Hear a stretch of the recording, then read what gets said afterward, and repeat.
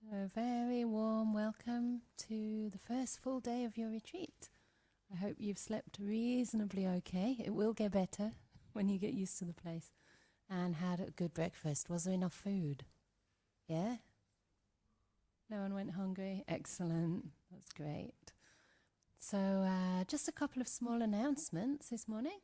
A reminder to try and keep these aisles free, please, for the sake of fire and safety, so we can get past. So if you can just prevent the mats kind of spreading as much as you can. And also a caution that the path leading up to this room, and maybe the other building too, is quite slippery, especially if you're going again like with the grain. So if you're walking straight, you should be fine because it's ridged. But if you actually move your foot that way, it's very slippery. So to avoid any accidents, please be really careful on these kind of wooden paths leading towards the entrances to the buildings. Was there anything else? Oh, the water. So the water outside is in a kind of plastic jug thing, which you can dispense to get water. If collectively we could just keep that filled, it might be the case that, you notice that it's kind of getting empty at a certain time of the day. Just empty the rest and fill it fresh. So if the retreatants could do that. There's actually a tap in the room where you put your shoes. So either you can refill it there, or you can actually just take water directly from there. So hopefully that will be convenient. And I think that's all. So we will begin the morning with a little Dhamma reflection and guided meditation with Ajahn Brahm. Excellent. As you know, that I have what we decided to call gravitas. But this is my security system. So if ever I slip and fall over, you know what happens? Yes. You bounce. I bounce and bounce back up again. I don't have to worry about slipping and falling over. But please, when anything goes wrong, please laugh. Laugh, it takes away a lot of the negativity we have to whatever we experience in life. So I did say we're going to start with the guided meditation and do the talk afterwards, or the other way around? That was last night. Talk first. Talk first. Okay, that makes it much easier. Okay, the talk, what we're doing here and how we're meditating and how we're developing this peaceful state of mind. As you see, if you get negative about something and start to complain about things, what happens? You just get really frustrated. It's not worth it. No one listens. Even if you send an email to the organisers, will they listen? You got my permission to let it go. Instead of like complaining, just we say this is the best we can do. Like what I said yesterday, don't complaining about the noise. It's not worthwhile complaining about anything. Everything can be our teachers.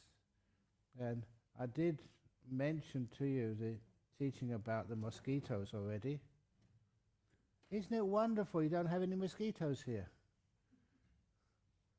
This is something which you can be very, very happy about. And no one talks except me and Ajahn Canda. Isn't that wonderful? How much suffering and pain comes from listening to other people talk?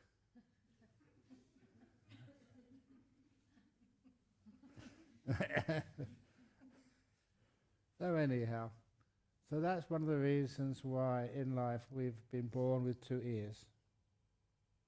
You know that, don't you? One to go in, one to go out. Why do you actually keep anything? It's like all these other beautiful similes. You know, this one came from an Ajahn Chah, who said that he told me that later on, if you stay as a monk or a nun long enough, you get people to tell you all their problems. You know, sometimes I thought that was really unfair. You know, I become a monk, I didn't get married, didn't have any kids. I thought I'd have a trouble-free life. You know what happens now? You tell me all your problems. And what would I know about something like marriage? A lot. Because Could you tell me all about it? So often you see this couple come up, so what's the problem? And look at him, he's hopeless. Says the lady, and then I look at the lady and said, look at him now, he's hopeless. I look at the guy and said, yeah, she's hopeless too. And I agree with you. If you get married, you're both hopeless. So you're always a good match. Is that what you're supposed to do? Have a match and equal in life? Anyhow, that's as much as I know about marriage. But one of the things which I do know, which is how we take this deeper and to understanding the Dhamma and understanding the path of meditation too. And that is that story of whenever I do have the privilege to do marriage services for people. They do actually invite me to do marriage services. I can't understand it myself. What do I know again about marriage? I'm a celibate. That's tradition in so many religious traditions. They invite celibate people to tell people how to be married. It's crazy, isn't it? But one thing we are good at is doing funerals. Monks. You know why Buddhist monks and Buddhist nuns are really good at doing funeral services? Because we admit that we've been born many, many times. So we have more experience of life. Many, many times and many, many deaths. So what you've got to be afraid of? We can give you all the information. But going deeper into how about relationships and relationships with yourself. How can we make that very peaceful and very beautiful and very rewarding? And that was a simile of at a funeral not a funeral service. Although sometimes I do get tired, and there has been at least one time anyway, that when I was doing a wedding blessing for a couple, I was so tired I got the chanting wrong, and I did the funeral chants instead of the wedding blessing. I did. They're still happily married. And I told them, they laughed. And when I tell that story, whenever I need to do the next marriage blessing, they say, please, please, please, get the right chant this time. Please, please, please, please. But one of the things which I love saying to them, the couple, I look at one of them first of all. So I look at the bride, and I look at her straight into the eyes. I say, you're a married woman now. You cannot just think about yourself anymore. And they always agree, yes, okay. Then I look at the guy, look him straight in the eye, and said, you're a married man now. You can't think of yourself. I don't know if you agree with me on this, but my experience is that the guy always pauses.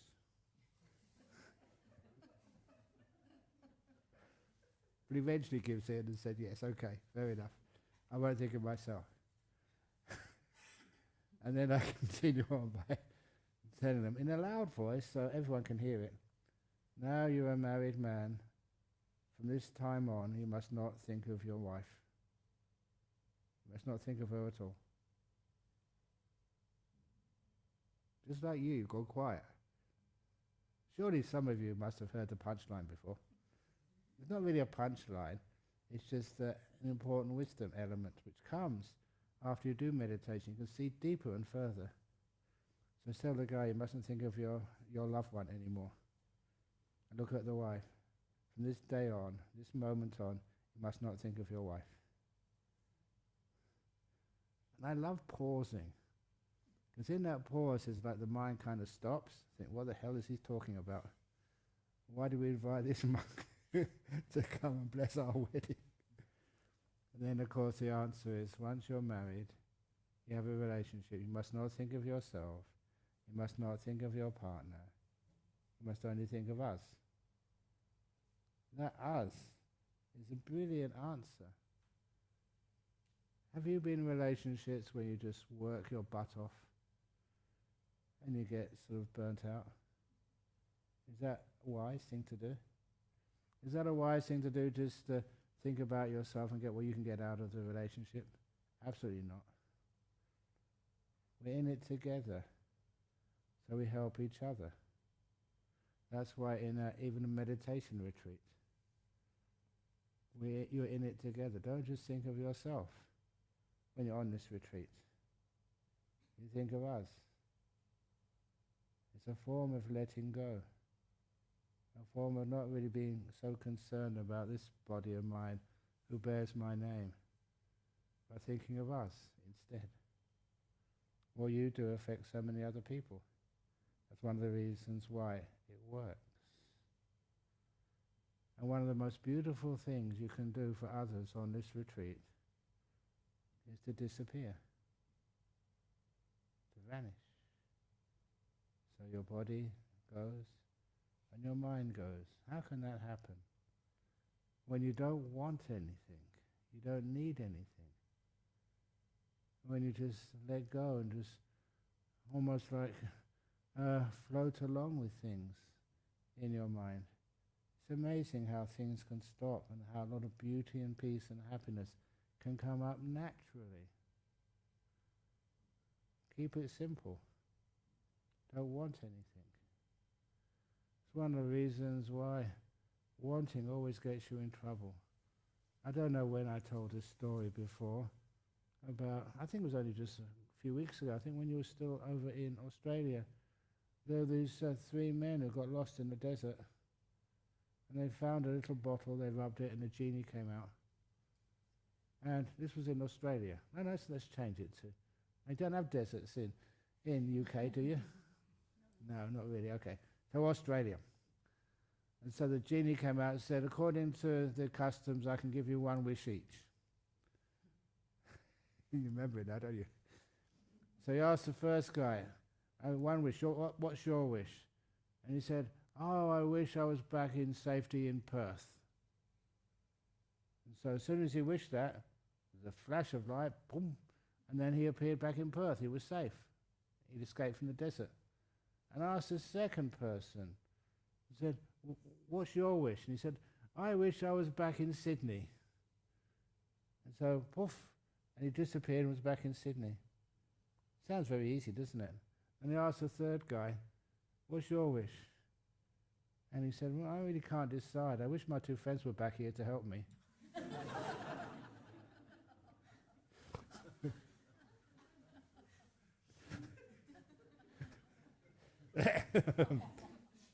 That's what happens when you want something.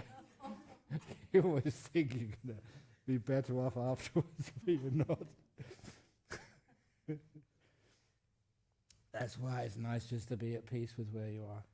And a lot of times when we want something more, we lose that sense of peace and tranquility and contentment.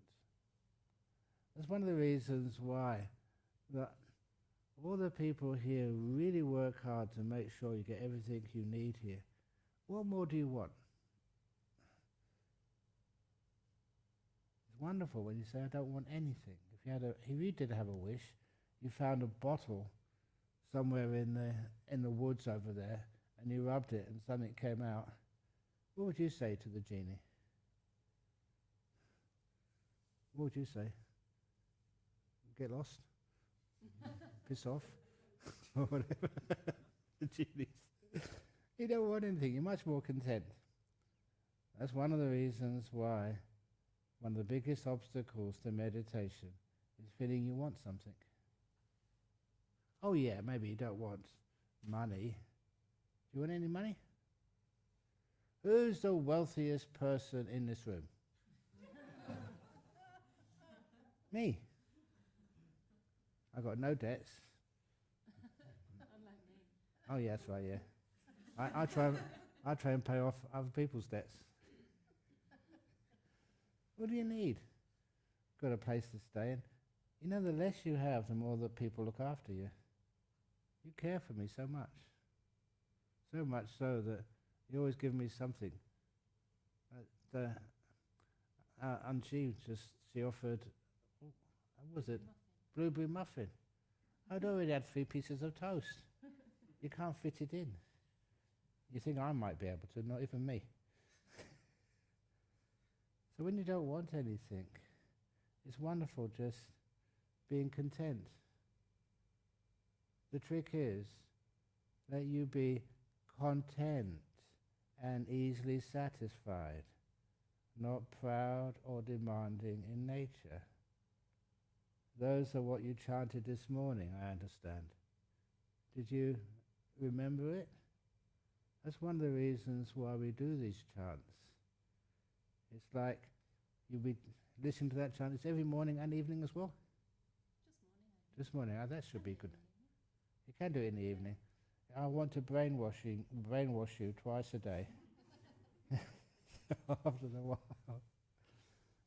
So what that does, that kind of understands just the path of peace, the path of meditation. A lot of times people ask you, how do you do meditation? What's the instructions for it? I've already given the main instructions this morning to be joyful. So joyful, so happy, so content. You don't want anything in the whole world. Nothing at all. Can you imagine what that's like? Sometimes I like to challenge myself. I already mentioned about being able to meditate even though it's really noisy outside. Sometimes people ask me, they have kids, young children, and they said they're too restless to meditate. And I always remember the time when I went over to Singapore around the Wesak time. That's the Buddha's birthday time. And I was asked to go and give a talk at a kindergarten. They had a Buddhist kindergarten there. How can you teach Buddhism at a kindergarten? Four Noble Truths? That's a waste of time for little kids 6 or 7 years of age. What else can you do about looking after monks and nuns? That doesn't make any sense to them.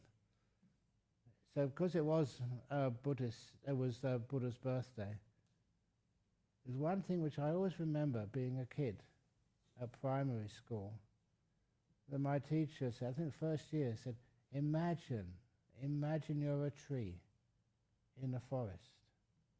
Put your hands out like a tree. Come on, those of you who want to join in, put your hands out. Like a tree, waving in the wind. Now close your eyes. Waving in the wind. Don't laugh, you're spoiling it. Okay, put your hands down now, otherwise...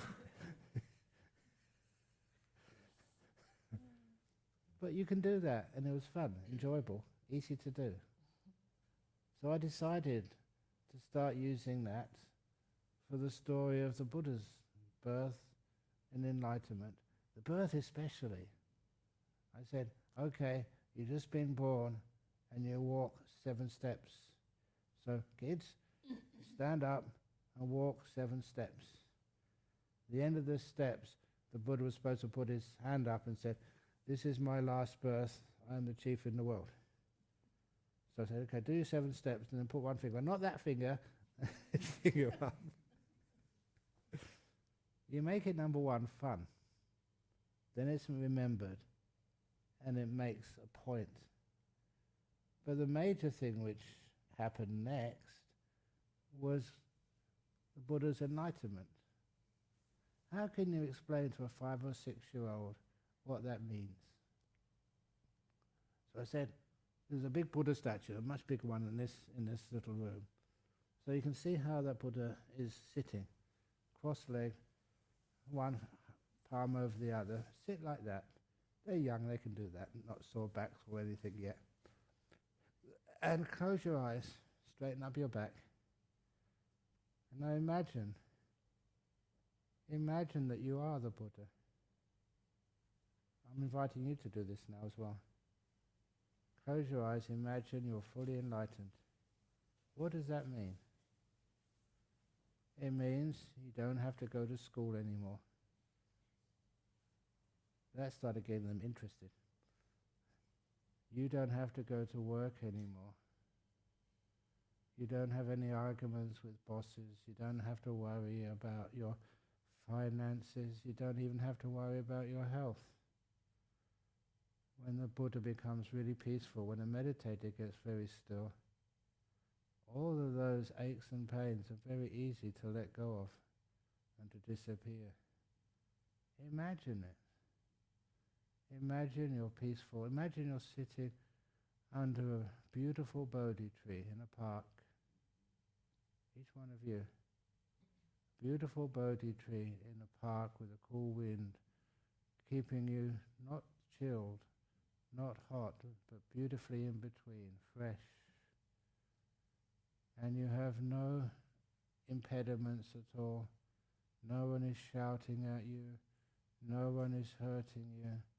No one is giving you anything at all to worry about. You're totally free of any problems in the future. Totally free of anything you really need to do. You're at peace. There's nothing you need. Nothing can be improved in your practice. You're taking it to the very end, and you're still alive at peace. You can serve the world afterwards, but don't serve the world in a big plan. See if you can serve the world by not having plans and discouraging them. Can we not live in this moment? The best way of preparing for the future is making this present moment beautiful, kind, peaceful, soft. And that's the best preparation we can do for the future. And if we are peaceful, joyful, happy, you realize there's nothing more which needs to be done. Even sicknesses, in terrible sicknesses, they get much, much less when you know how to be peaceful. Even just things like death and separation, that's natural, that's normal.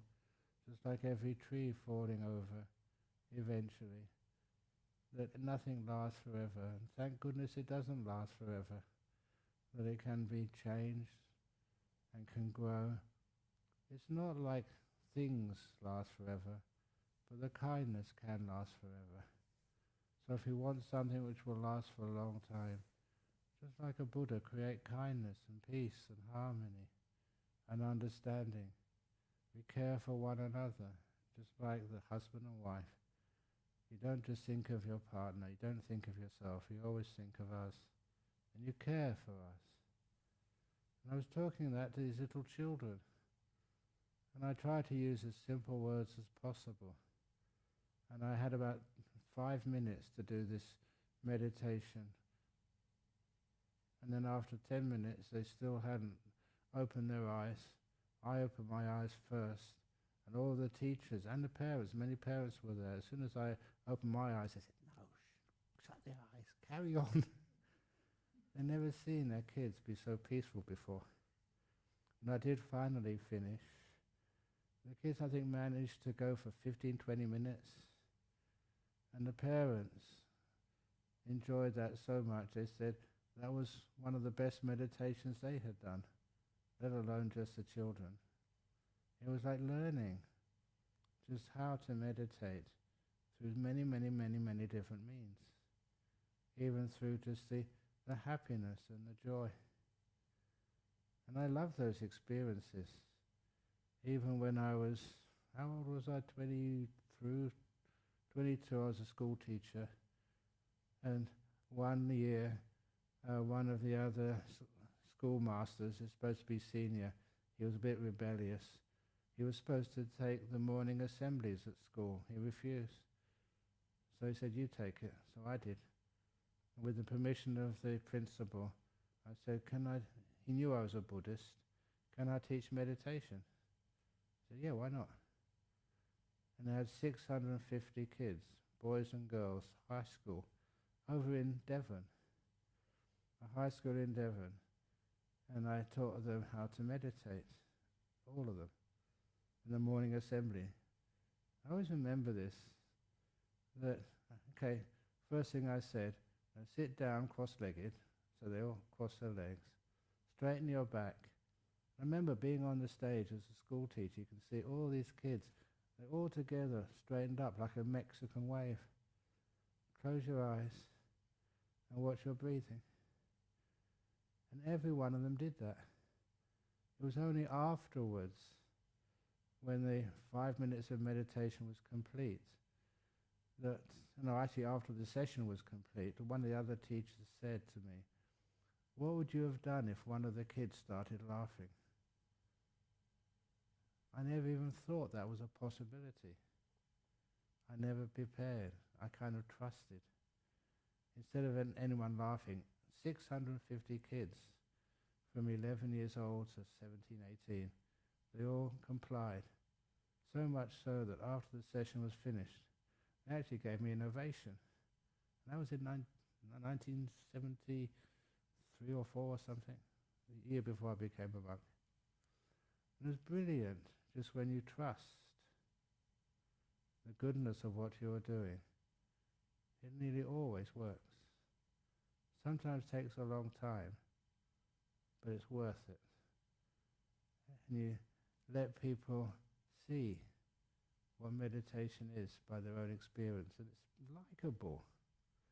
If you set goals, and you've got to achieve this and got to achieve that, you're putting way too much stress upon yourself, and you're going on the wrong direction. This is not to get goals. This is how to let go of goals, how to have less things to carry, less burdens, less things to do, and much more happiness coming up. And the kids got that, from the kindergarten kids to the high school kids. Why can't we? We make the meditation way too complicated. So how do you meditate? One of the little methods which I always like doing, which is very powerful, just learn how to relax to the max. Yes, but how do you relax to the max? Don't make it difficult. Don't you know how to relax? That's why in the guided meditation I ask people, feel your body first of all. Learn how to relax your body first. Relax it all over, as much as you can. And after a while, you get so good at this relaxing that there's hardly any tension anywhere in your body. No tightness. Everything loosens up. And it's amazing the physical results which that gives to you. Even though you have diseases. I'm going to give one of my disease stories now. And this was a personal one. When I had scrub typhus over in northeast Thailand. Scrub typhus is, you get that from sleeping in the forest or meditating in the forest. And then you get bitten by these little mites which live in the forest. It's very hard to actually see the bite of the mite. But eventually that infects you with scrub typhus, whose symptoms are so similar to real typhoid. So much so that the people in the hospitals could never find out what you really had. One of the reasons was because according to the health department in Thailand at the time, they never thought the scrub typhus was existing in that part of Thailand. It was because all the locals had developed immunity. It was only the visiting Westerners who got scrub typhus. It was a very heavy fever, very tiring, exhausting. I remember whenever you went to the toilet, it was an expedition, lurching onto one bed, managing to get to the other end of the bed and then lurching to the next one. It took maybe a quarter of an hour, half an hour to get to the loo. And when you got yourself into the toilet, you stayed there until everything had gone, because you didn't want to make that trip twice a day. So it was very unpleasant. And that was when my own teacher, Ajahn Chah, came to visit me. Imagine if you get a visit from some very, very senior monk or very senior person And I was so uplifted for about 5 seconds until he opened his mouth. And that's when he told me, said, Brahm, you're either going to get better or you're going to die. The sickness is not going to last. It's so true and profound. It didn't help at all. I was really sick. I didn't want to be given a Dhamma talk. So even that didn't work. But then the most amazing thing was that even though you were sick, having a fever at the time, you could still get into a deep meditation. Beautiful meditation. But the body died. But the body didn't die, sorry. The body disappeared, not leaving the body, but it's going into the mind. The deep meditations. And to know that was possible, even though you're really sick, probably the least energy I've ever had in my life, even that, you can still let go totally, go beyond your 5 senses and into the realm of the mind and have a beautiful, joyful experience. If someone had told me before that had happened that was possible, I wouldn't have believed them. I was always told that if you want to get a good meditation, you have to be in a proper posture. Has anybody told you off when you're sitting, you're slumping, or you haven't got the right foot over the left foot over the right foot, or the hands should be just slightly touching? Has anyone ever told you that? That's total gomayang. Do you know what gomayang means? It's a Pali word. Venerable Chanda, you know what gomayang means? I've mentioned it many times. Go is a male cow, otherwise known as a bull. Mayang is what comes out of the backside of a bull. So what does gomayang mean? Exactly.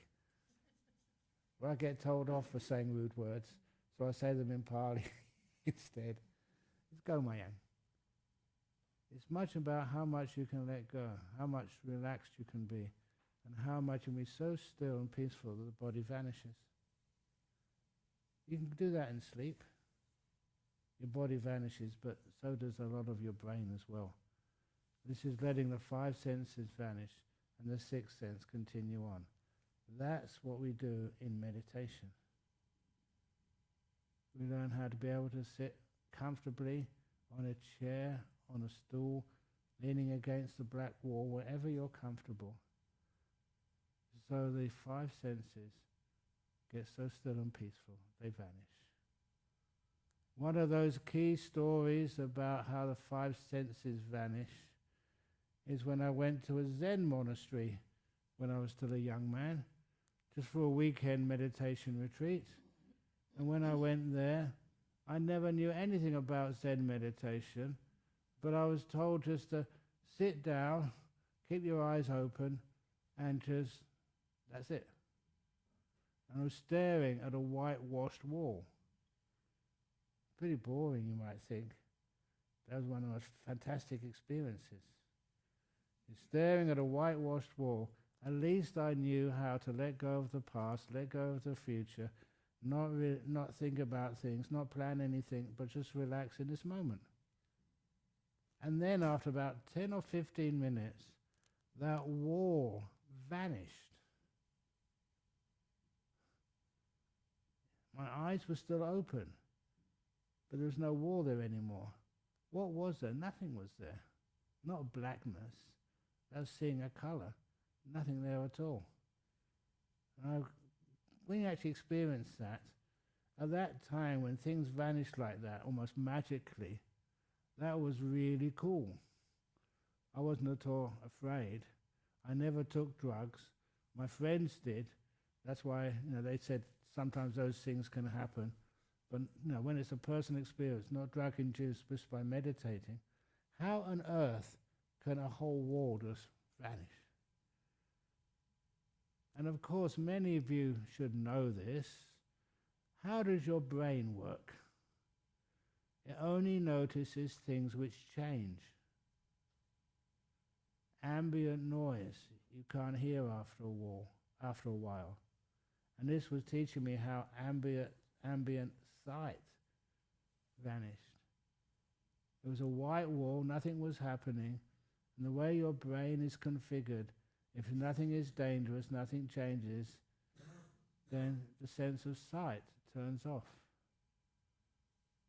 I realize this is what's happening in meditation too. You sit still. It doesn't have to be a totally silent place. As long as the snoring is ambient, it always sounds the same. As long as there's no bells, bong, then the sense of hearing disappears. That's why, I'm always a bit anti-bells. You know why? Because I always like no bell silence. Oh, come on, it's okay to laugh. You said you shouldn't speak, but it's okay to laugh. You know what happens? If you hear no bell silence long enough, and you really respect no bell silence, then what do you get? Nobel Peace Prize? And honestly, you don't really need bells. You're not a cow. Sometimes you know when it's a time to actually to go for lunch. Over at monastery, every monastery where I've been, when you eat outside, you always find the animals. They always know the time for lunch.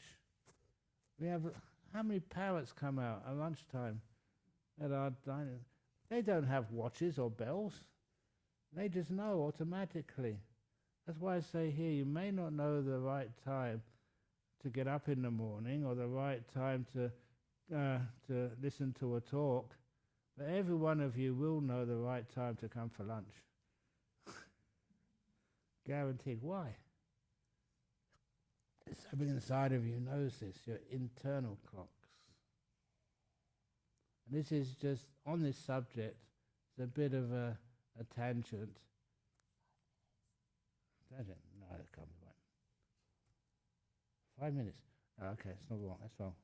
My clock says, was it 6? 6 o'clock? I've got it upside down.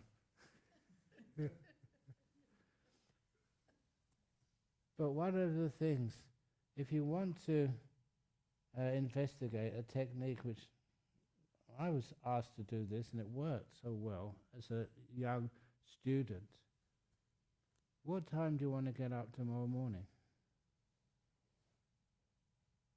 What time is it usually start? 6 o'clock or 5 o'clock? 4 o'clock? 6. Set your alarm clock for 6 a.m. But tell yourself, when you go to bed tonight, make yourself mindful, peaceful, tuck yourself in, and say, I will wake up at 5 minutes to 6. I will wake up at 5 minutes to 6. I will wake up at 5 minutes to 6 in the morning.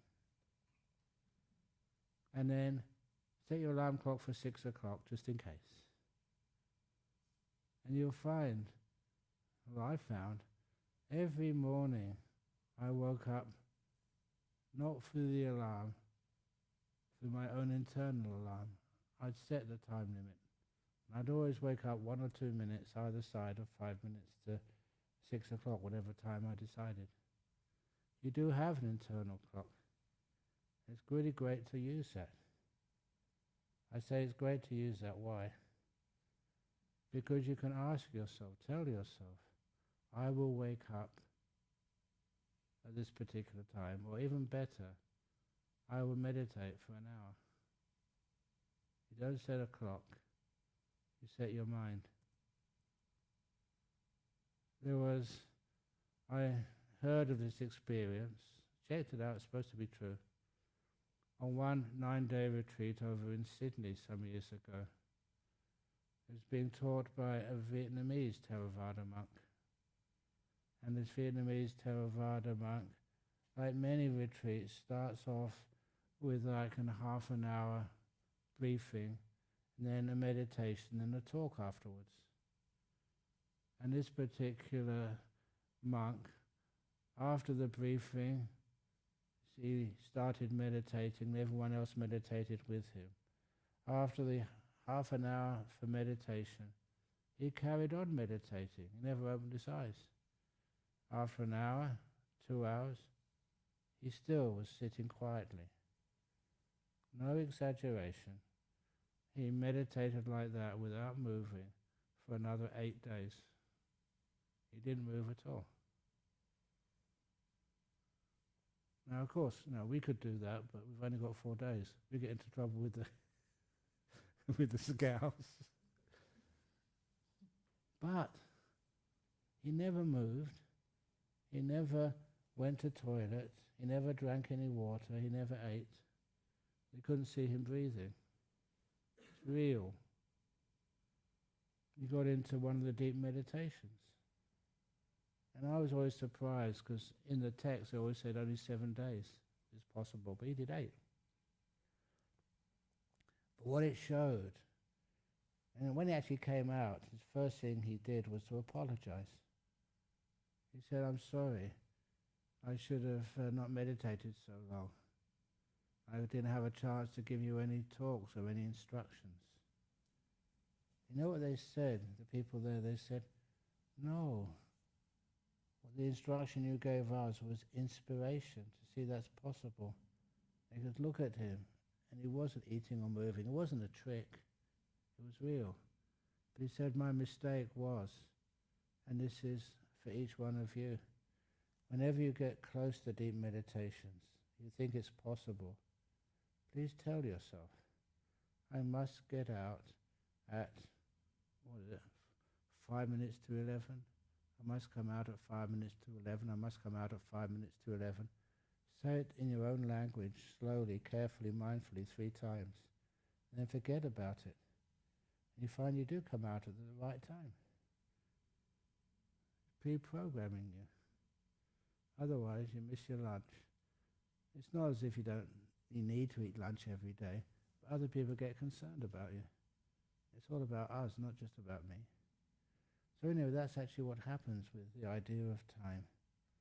Isn't it nice to be free of the burden of time?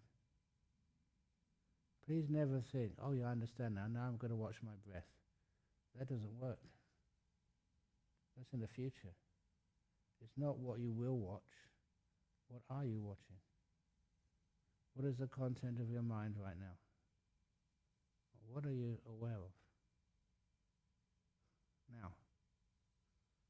Don't always think I'm going to do something in the future. What am I aware of now? And are you being kind to it, accepting to it? That kindness, that acceptance is that famous saying of my father, "The door of my heart is open to this moment, no matter what it is." A lot of times that when we start meditation retreat, it's too hot, we've eaten too much, we haven't slept enough, we've done this, blah, blah, blah. There's always sort of problems we deal with in meditation. The main thing is that we know just how to let go. What is letting go? That is learning just how to be kind to this moment. So this moment dominates, and the future and the past become kind of irrelevant. Many times people used to ask, "Yeah, we know we're supposed to let go. How do we let go?" Such an easy question, an easy answer. I did mention some of that earlier on. How do you let go? Please learn how to be kind to the future and kind to the past. The more you worry about what's going to happen, the more you can't let it go, the more it obsesses you. It's one of the reasons, I don't know how many people are as old as I am now, but I do remember just in those old days, first came to Australia as a monk when I was about 40 years ago. Everybody really thought there was going to be a nuclear war. That's why there's some movies made afterwards called that The Day Afterwards, or Threads in Australia. It's really scary. So many people thought there was going to be a nuclear war. The monk who was senior to me in the monastery in Perth, he decided we should have miso soup every morning because it's supposed to be very effective to helping people deal with radiation poisoning from fallout. I wasn't afraid, only I like miso soup. So I said, okay, fair enough. It's only desire, I'm being honest. But I refused to be afraid. And of course it never happened. What about all the things you think is going to happen? You really think it's going to happen? It's so unlikely, honestly. But we'd like to be afraid. It gives us something to think about, something to do, something to obsess ourselves, something to write books about, something to have interviews about. It's really boring if you go to sort of an expert and say, no, nothing's going to happen. It's just going to be boring. I guarantee that's what most of your life is going to be, just boring.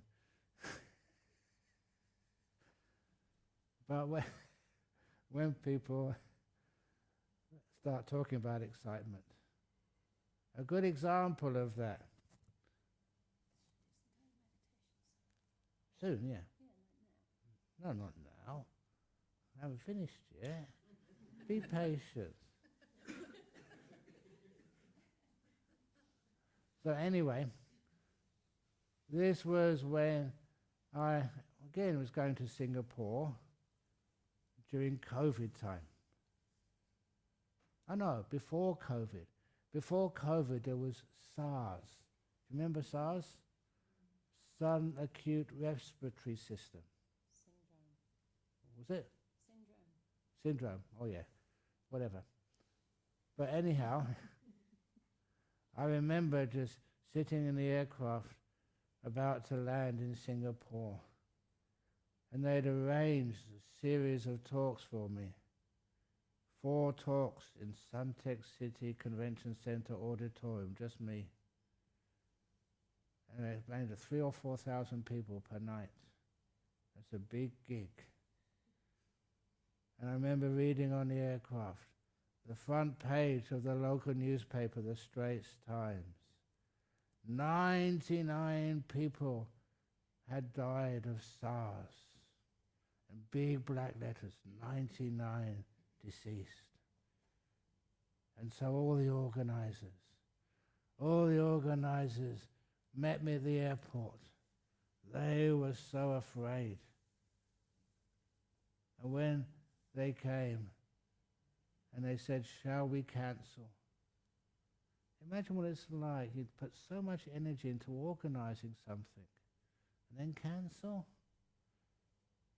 So what I did, I asked the organizers, how many is the population of Singapore right now? And they said about 4 million. So 4 million. That means 399,901 people haven't got SARS. What do you mean by that? But 99 have. So well look, that means, I was a mathematician, according to probability theory, it's a 399,901 to 1 chance you're not going to get SARS. Pretty, yeah. 3 million. Yeah, 3 million, yeah. But it's 99 people have. This is the percentage which hasn't. It's still pretty good odds. If you were backing on something, 3,991, 3,900 to 1 chance, or something like that. Anyway, it's much better than 1 to 1 or 2 to 1 or 10 to 1. Chance you're not going to get any problems. Isn't that worthwhile going ahead? And it's also, which I mentioned, which was really important, that SARS is respiratory system. If you go to one of my talks, and there's lots of Dhamma jokes, when people laugh more, what does laughter do? It exercises the stomach muscles. If you exercise the lungs a lot, that means you're actually resisting, you're exercising the things which are vulnerable to these respiratory diseases. So that must have a positive effect to you. That's my argument. You could always twist, make a good argument for anything. But anyway, we went ahead with it. And the 4 talks was really good. The last talk, a full house, about 4,000 people. None of them got SARS. It's a beautiful way of dealing with fear. Just be rational about it, logical about it. And it meant you never needed to cancel anything. You never needed to worry about anything. You never needed to bother about being overly concerned about the future with fear. And please that also with your meditation. And maybe I'll have to say more about that later on. But it's one of the things which stops you meditating deeply is fear. Fear that something might disappear. I was fearless enough when that wall vanished in front of me, when my eyes fully open. I wasn't afraid, I was interested. It was real. What's going on? When you have stillness, and you don't add to stillness with thought, or fear, or wanting, you'll find that things vanish. When they vanish, that means that it's peaceful. Imagine that sound vanishes, sight vanishes, and everything else vanishes. Then isn't that beautiful? You're unburdened. And after a while you're just left with that sixth sense, the mind. And that gets very, very profound. Very, very beautiful. Very peaceful. But powerful peace, not dullness. And that means you start to really bliss out. And when that state is finished, you come out afterwards. You feel uplifted, focused, energized, and blissed out. Just for the sake of that bliss, that feeling of joy and happiness of being free is really worthwhile.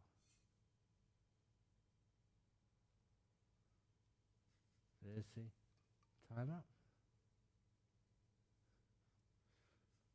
Okay. Hopefully you enjoyed that. If you didn't, bad luck. No, this is how I teach so often. Sometimes even putting times on talks, I just can't do that. You do with the Singapore group? No. Always? No. I go there much more than you do. Jhana Grove, actually. In Jhana Grove. Yeah. Sometimes, most of the time I don't. You always like giving a talk and forgetting about time. I hate to be a prisoner of time. If something needs to be said, just say it. Even I got that from Ajahn Chah. Okay, another little story coming. Oh no, come on, let's do some meditation, Ajahn. After this. This was that story that you've heard this many times before, this gorgeous story. Sometimes Ajahn Chah would give a talk for hour after hour after hour. And one of these talks, there was this little novice monk. When the novice nun's gone. Oh, actually, this was really a little one, about 12 or 13 years of age. And he was getting so bored with the talk that he started thinking, when is Ajahn Chah going to stop? When's he going to stop? When's he going to stop? When's he going to stop? And he kept on repeating this. He got obsessed with this. When's he going to stop? When's he going to stop? And after a couple and a half hours of Ajahn Chah talking at night, then he had an insight. This is what insights are. You can perceive it from a slightly different angle. His insight was, when am I going to stop? That's what the novice said. When am I going to stop? And that's when he stopped. The novice stopped. When he opened his eyes, many hours later, he just had his first deep meditation, blissing out for hours. He hadn't heard Ajahn Chah and all the other monks stop, pack up their things, do a bit of chanting and go back. It was early morning. He missed the alms round. And he knew that if you miss your alms round as a monk in those days, there's no way you can eat that day. He didn't mind. He just had his first beautiful meditation. When is Ajahn Chah going to stop? The instructions was, when am I going to stop? So you're thinking, when is Ajahn Brahm going to stop? Given up. Excellent. It works. And that's how things work. Okay. So now, those of you who want just to stretch your legs and have a bit of go to the toilet or something. We actually do stop at 10 because the kitchen team need to help Camille at 10. Okay. Who are the kitchen team? 1, 2, 3. Okay, good.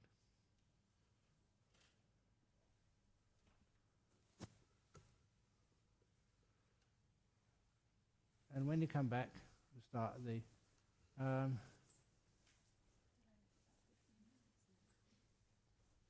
for everybody. If you really get deep in the meditation, you just don't remember time. So those on the kitchen team, please tell yourself before you start meditating, I must come out at 10 o'clock. I must come out at 10 o'clock. I must come out at 10 o'clock. Good idea?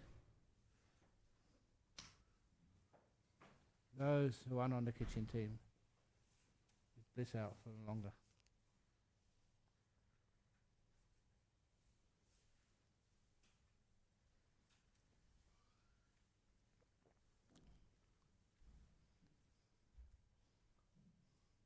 You've been sitting on that for us. Squashed it.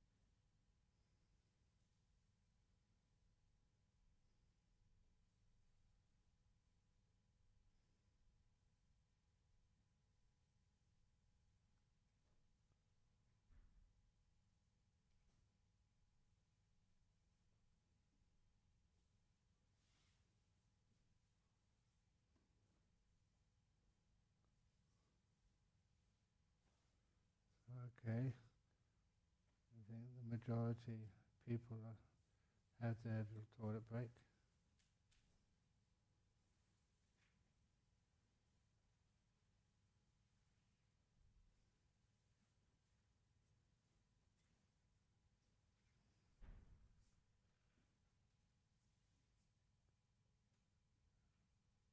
Good.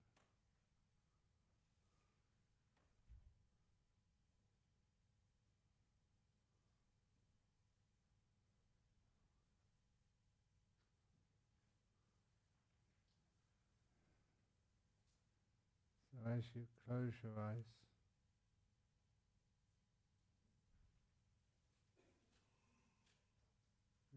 close your mind at the same time to the past and to the future. You're here right now, in this moment.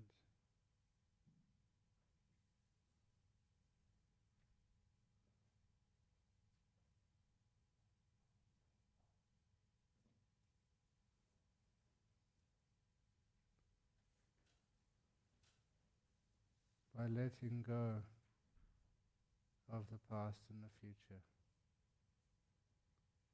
and by giving priority to this present moment.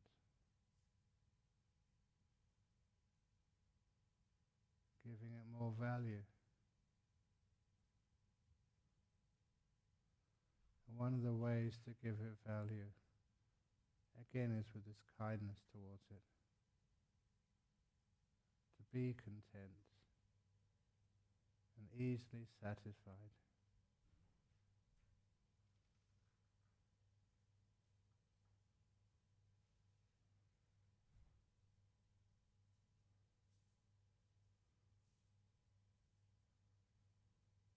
What do you become aware of if you're content, easily satisfied?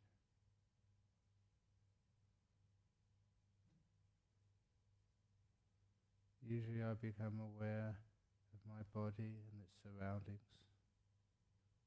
When I realize it's safe, when I don't have any fear,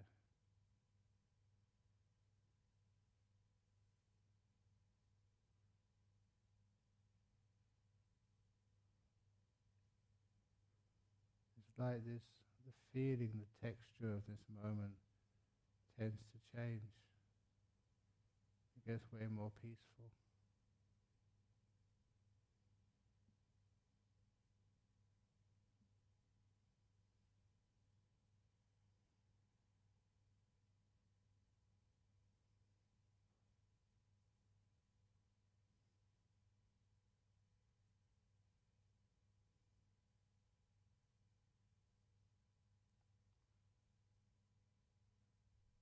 So I'm inclined to go deeper into this moment,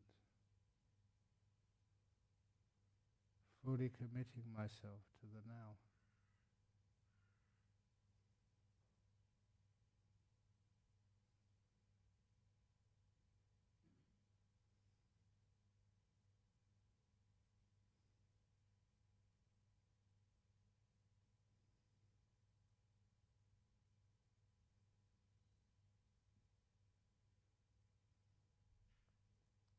And if any time there's any disturbance in my body, any ache or pain, I'd always let my mindfulness go to that feeling. Expand it, be kind to it. And let the feeling be.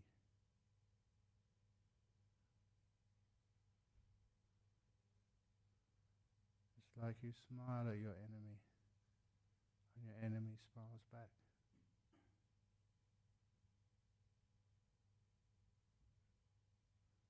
It's no longer an enemy.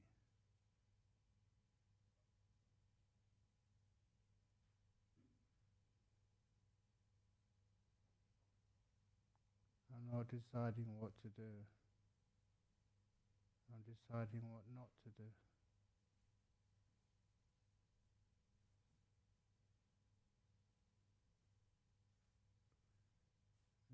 how to be peace. Not to observe peace, but to be peace.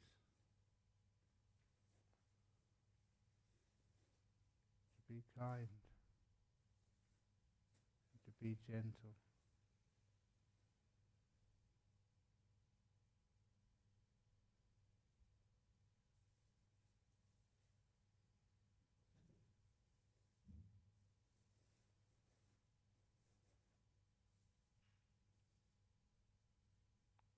The more quiet I am inside, the more I can be aware of.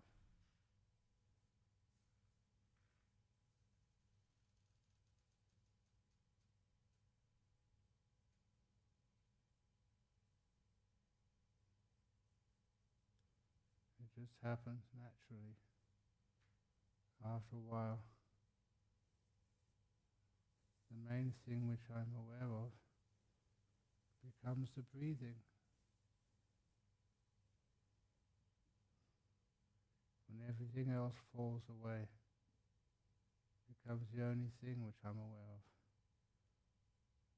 This thing we call breath coming in and going out. I don't force my attention on this. It happens naturally. Other things have been let go of. It's the only thing I'm left carrying, the awareness of breath. And it's a beautiful feeling. It's pleasurable watching the breath come in and the breath go out.